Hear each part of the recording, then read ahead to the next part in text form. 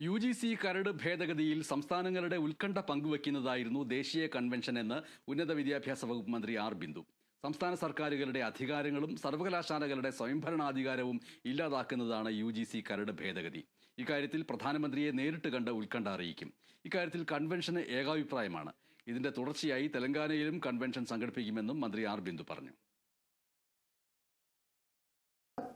കേന്ദ്ര ഉന്നത വിദ്യാഭ്യാസ വകുപ്പ് മന്ത്രി ശ്രീ ധർമ്മേന്ദ്ര പ്രധാനെ കാണുന്നതിനും അതിനെ തുടർന്ന് പ്രധാനമന്ത്രിയെ തന്നെ സന്ദർശിച്ച് ഞങ്ങളുടെ ഈ വിഷയത്തിലുള്ള ഞങ്ങളുടെ മാത്രമല്ല അതാത് സംസ്ഥാനത്തിലെ ജനതയുടെ ഈ വിഷയത്തെ സംബന്ധിച്ചുള്ള ഉത്കണ്ഠ അറിയിക്കണം എന്ന് തീരുമാനമെടുത്തിട്ടുണ്ട്.